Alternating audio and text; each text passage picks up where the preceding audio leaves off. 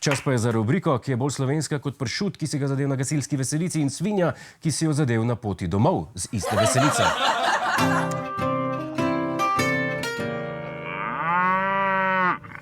Bliža se poletje, naša novinarska ekipa pa se je odpravila v del Slovenije, ki v najtoplejšem letnem času zaživi.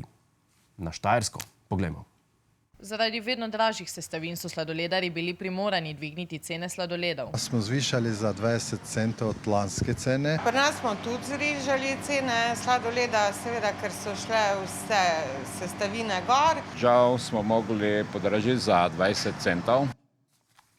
Za 20 centov. Bo kdo kaj naredil glede tega? Ko je bila korona, smo dobili subvencije.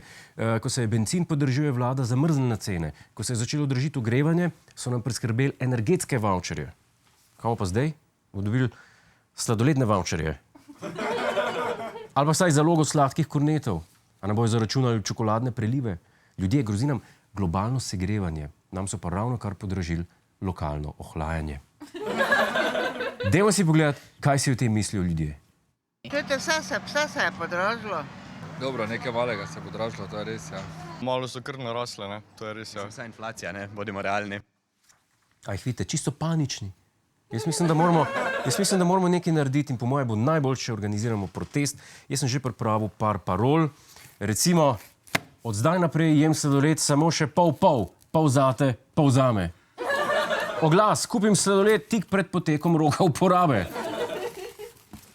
Sladoled po 10 evrov. Kdor ga kupi, se zastrupi, kdor pa ne, pa umre. Od revščine. Sladki kor neto plača. Jaz res upam, da se bo situacija kmalu umirila, ker če med vročinskim valom... Poslušajte, če med vročinskim valom ne bo cenejših sladoledov, bo na ulicah zavrel in takrat nam bo pomagal sem pa še vodni top, ki bo strelil sladoled.